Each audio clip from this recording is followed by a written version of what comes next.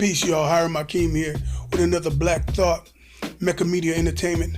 Listen, man, this is part 2 to a video I made earlier about the man-woman dynamic in front of the child or in front of the kids, however you want to see it. So we talked about some things, but this time I'm going to bring 2 more topics to the subject. First off is mimic or to emulate is what mimic mean. Now, the first thing a child learns, I'm going to take it back to Malcolm X, the teaching of Malcolm X. He said the first thing a child learns is his mother's tongue. What is his mother's tongue? Okay, you already know what that means, but I'm going to break it down the way he broke it down. He says if the mother is too cold or feeling cold, 9 times out of 10, he's going to bundle the child up, or she's going to bundle the child up. If the mother is hot, 9 times out of 10, she's going to take the clothes off the child, make sure the child is cool. If she don't like peas, 9 times out of 10, she's not going to buy peas for the child to eat.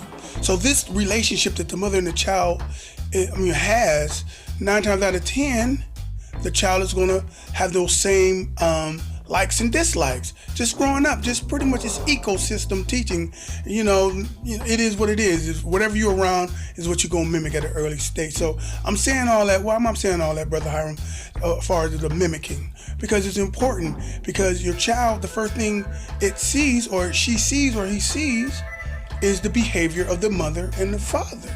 Predominantly the mom, because the mom is the first nurturer or the nurturer of the child. So I'm gonna bring it to number 2.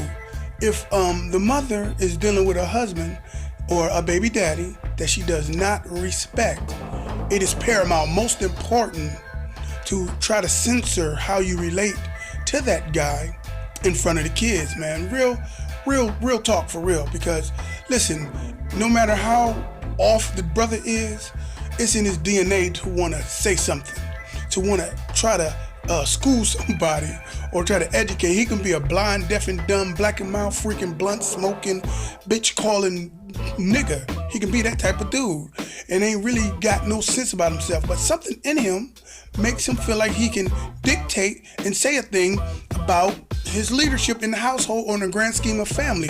Why is that? Because this is the truth. That's who he is in his purest form. He's a leader, he's the authority, he's the controller, he's the head. That's who he is. It's hard to follow or submit to somebody who's in a foolish state or is a straight up fool. So that's what the argument 9 times out of 10 be's.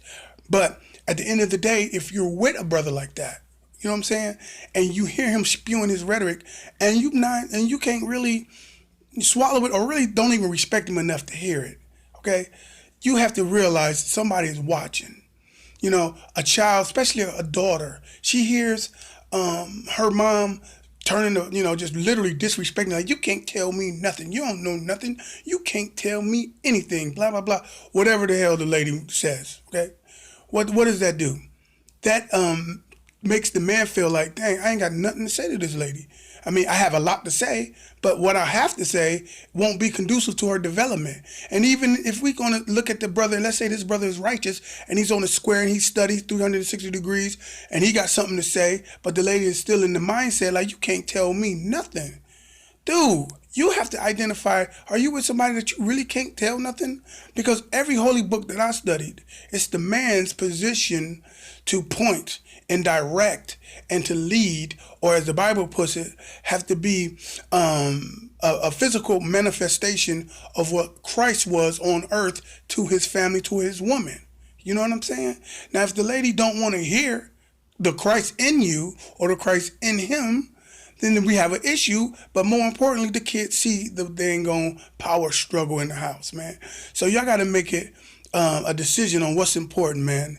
The way you feel about this dude or what the kids are seeing. All right, man. This is, like I said, this is part 2 of the video I made, man. The man-woman dynamic, man. Until the next time, have some fun and get something done. And most of all, feel me before they kill me, y'all.